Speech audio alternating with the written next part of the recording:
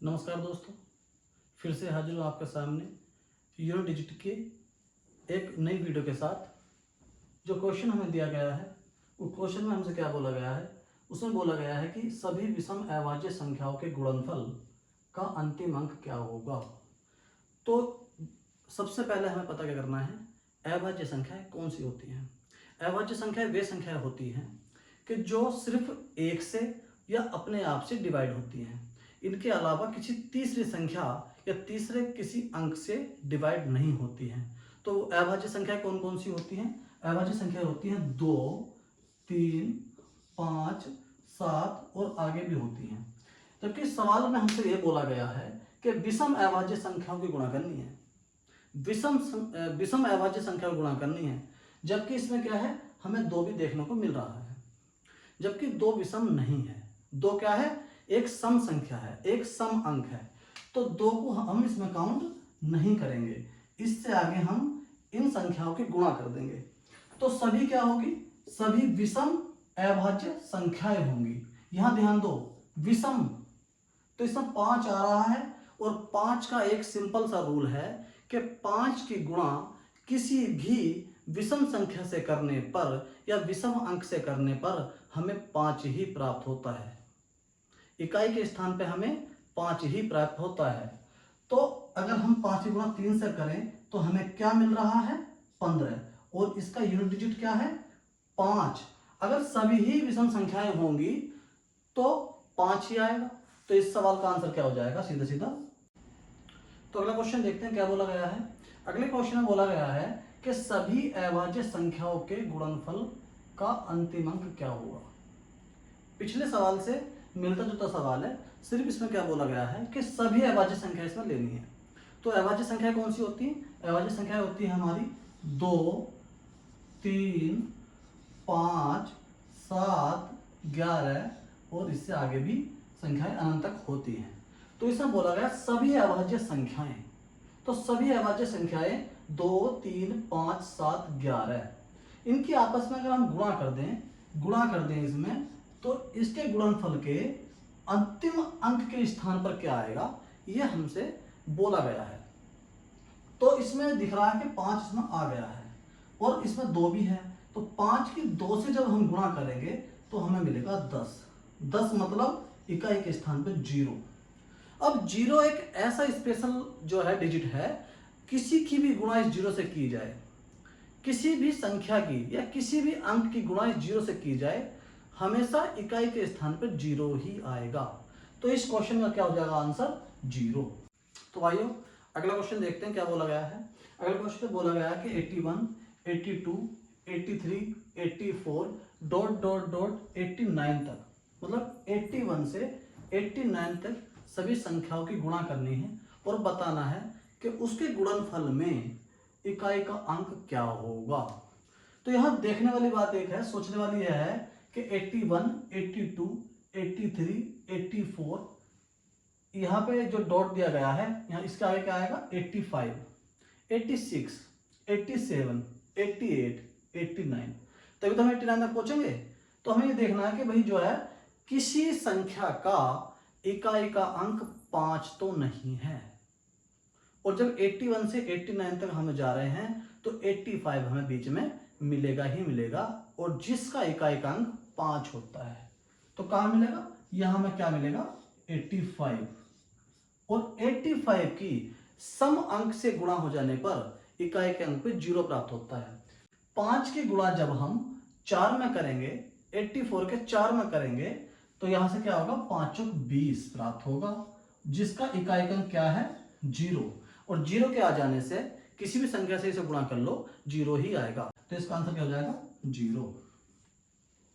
तो अगला क्वेश्चन देखते हैं। अगले क्वेश्चन में क्या बोला गया है? प्रथम 111 प्राकृतिक संख्याओं के योग का इकाई का अंक क्या होगा। मतलब पहली 111 संख्याएं लेनी है, उन्हें जोड़ना है, योग करना है और बताना है कि उनके इकाई के स्थान पर कौन सा अंक आएगा। तो प्रथम 111 प्राकृतिक संख्या को हम कैसे लिख सकते हैं योग के रूप में? वो ऐसे लिख सकते हैं हम कि 1 + 2 + 3 + 4 + dot dot dot dot plus 111। 1 से लेके 111 तक हम जाएंगे। जीरो इसमें शामिल नहीं करेंगे क्योंकि जीरो जो है प्राकृतिक संख्या नहीं है। तो 111 तक गए, इसे हम क्या मान लेते हैं, n मान लेते हैं, क्योंकि इसका योग निकालना बड़े व्यंजक का आसानी से हम योग नहीं निकाल सकते। तो इसका एक फॉर्मूला है योग का, n संख्याओं के योग का एक फॉर्मूला है, वो क्या है, n प्लस 1 अपॉन 2। ये क्या है, ये सम का फॉर्मूला है।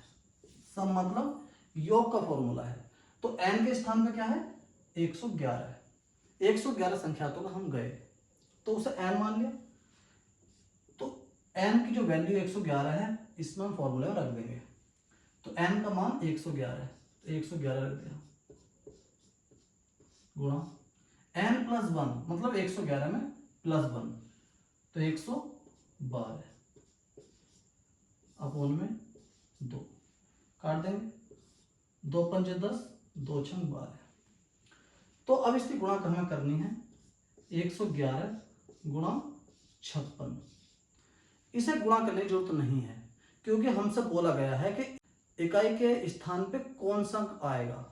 तो हमें क्या करना है, इसके भी इकाई के अंक से मतलब है और इसके भी इकाई के अंक से मतलब है, बाकी अंकों से हमें कोई मतलब नहीं है। तो यहाँ पे 1 है और यहाँ पे 6 है, 1 का और 6 का हम गुणा कर दें तो 1 छंग 6, तो हमें क्या मिला 6। इसका क्या आंसर होगा इस सवाल का, 6। तो अगले क्वेश्चन की ओर चलते हैं भाइयों। अगला क्वेश्चन हमें क्या दिया गया है, इसमें क्या बोला गया है, प्रथम 111 पूर्ण संख्याओं के योग का इकाई का अंक क्या होगा।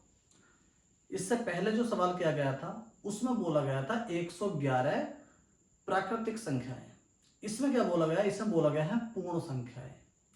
तो पूर्ण संख्याएं मतलब इसमें जीरो भी शामिल होगा। पहले हम 1 से 111 तक गए थे, अब क्या करेंगे, 0 1 2 3 प्लस 110 तक हम जाएंगे। अब भाई 110 तक क्यों जाएंगे, 110 तक इसलिए जाएंगे क्योंकि पहले 1 से लेके 111 तक की संख्या हमें लिखी थी। हमने पहले हमने क्या किया था, 1 से लेके 111 तक गए थे, तो वो प्राकृतिक संख्याएं थी। इसमें एक संख्या बढ़ गई है 0। पहले हम 1 से शुरुआत कर रहे थे, अब हम 0 से शुरुआत कर, मतलब संख्याओं के पहले एक संख्या बढ़ गई है, तो यहाँ एक संख्या कम हो जाएगी। तो 111 न जाकर 110 तक हम जाएंगे। और इसके सम का हमारे पास फॉर्मूला है, क्या फॉर्मूला है, सम बराबर n प्लस 1 अपॉन 2। तो यहाँ पे क्या n माना जाएगा, यहाँ पे 110 n माना जाएगा। तो यहाँ पे संख्या का, यहाँ पे जो है n का मान रख दो, 110 n गुणा n प्लस 1 मतलब 110 प्लस 1 111 अपॉन 2, इसे काट दो, 2 पंजे 10, 10 हो गया, 2 पंजे 10। तो इसका इकाई का 5 है, यहाँ पे 1 है, तो इसकी गुणा करेंगे 5 एकम 5। सवाल का आंसर निकल गया 5। तो दोस्तों अगले क्वेश्चन की ओर चलते हैं। अगले क्वेश्चन में क्या दिया है, कुछ अलग सवाल है, अलग क्वेश्चन है कुछ। 1 factorial plus 2 factorial plus 3 factorial plus 4 factorial plus dot dot dot 100 factorial. अब इसमें एक नई चीज दिखाई थी, फैक्टोरियल। अब बोलोगे सर फैक्टोरियल का मतलब क्या है, इसी की सहायता से हो, फैक्टोरियल की सहायता से ही ये सवाल होगा। अब फैक्टोरियल का क्या मतलब है, यहां देखो, फैक्टोरियल का मतलब ये होता है एक फैक्टोरियल का मतलब होता है 1। 2 फैक्टोरियल मतलब इसे कैसे लिखते हैं, 2 फैक्टोरियल मतलब इसे घटते रूप में लिखते हैं, मतलब अवरोही क्रम में लिखते हैं जैसे, और उनकी गुणा करते चलते हैं। जैसे 2 है तो 2 के बाद 1, तो इसकी गुणा क्या होगी, 2 एकम 2। तो 2 फैक्टोरियल का मान क्या है, 2। 3 फैक्टोरियल, 3 गुणा 2 गुणा 1, 3 दूनी 6 एकम 6। 4 फैक्टोरियल का मतलब क्या होगा, 4 गुणा 3 गुणा 2 गुणा 1, क्या आएगा इसका मान? 4 ते 12, 12 दूनी 24, 24 एकम 24, 4 फैक्टोरियल की वैल्यू आ गई। 5 फैक्टोरियल मतलब 5 गुणा 4 गुणा 3 गुणा 2 गुणा 1, 5 चौक 20, 20 तिया 60, 60 दूनी 120, क्या आ गया? 120। 6 फैक्टोरियल का मतलब, तो ये जो हमारा 120 है इसकी गुणा किस हो जाएगी? 6 से, क्योंकि 5 से तो ये शुरू है। 12 छंग 72। अब हमें क्या देखने को मिल रहा है कि यहां से इकाई के अंक पर 0 शुरू हो गया, तो अब आगे 0 ही आएगा। आगे के फैक्टोरियल में भी कहीं तक भी फैक्टोरियल करते चले जाना, इकाई के अंक के स्थान पे 0 ही आएगा।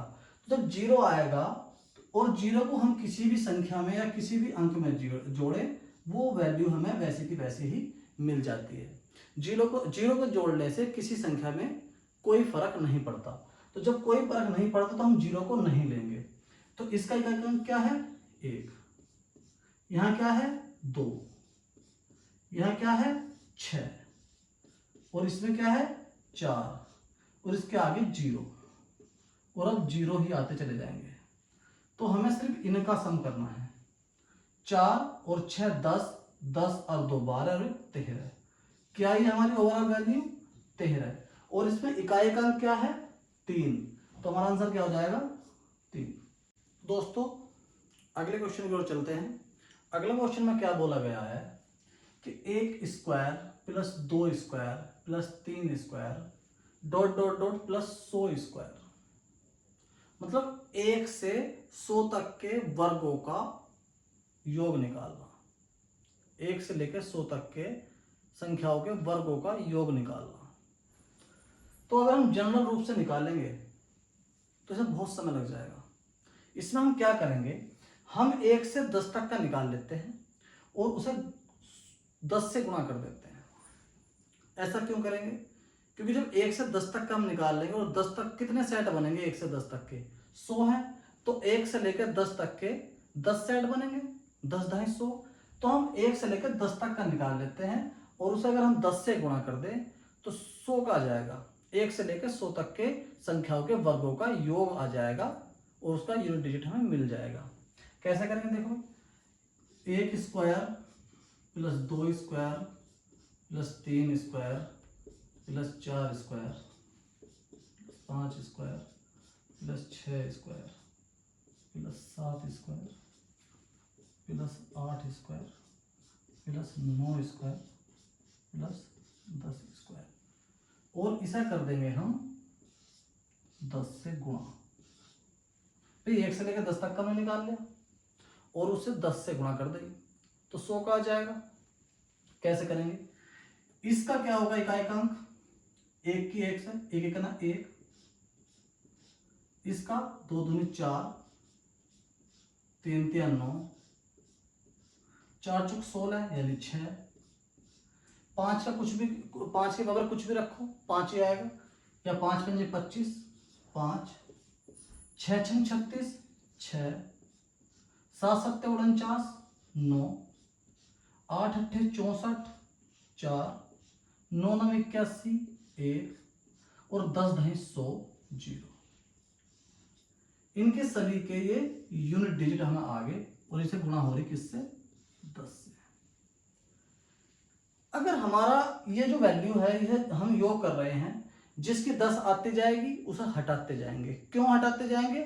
क्योंकि उसका जो इकाई का अंक बनता रहेगा 0 बनता रहेगा, और 0 को किसी भी संख्या में जोड़ो, उस संख्या में कोई फर्क नहीं पड़ता है। 0 को अगर हमने 5 में जोड़ा, हमें आंसर क्या मिला? 5। 0 को हमने क्या है 12 में जोड़ा, आंसर मिला 12। 0 से कोई फर्क पड़ रहा है? 5 में 0 जोड़ा 5 मिला, 12 में 12 में 0 जोड़ा 12 मिला। तो 0 से कोई फर्क नहीं पड़ता जोड़ या घटान में। तो यहां पे क्या होगा? 1 9, 10 बन रहा, हटा दिया, 4 6, 10 बन रहा, हटा दिया, 1 9 4 6, यहां से क्या बचा 5, और बाद में किससे गुणा हो रही है 10 से, तो हमारी वैल्यू क्या आ रही है 50, और 50 में यूनिट डिजिट क्या है ये 0, तो आंसर क्या हो गया 0। इसका मतलब ये है कि जब हम 1 से लेके 100 तक की संख्याओं के वर्गों का योग करेंगे तो उसके इकाई के अंक के स्थान पर क्या आएगा 0 ही आएगा। तो भाइयों अगला जो क्वेश्चन है ये आपको मैंने होमवर्क के रूप में दिया है, जिसका आंसर आप हमें कमेंट बॉक्स में बताएंगे। सभी को कमेंट करने हैं, और चैनल पे जो नए लोग हैं वो चैनल को सब्सक्राइब जरूर कर लें,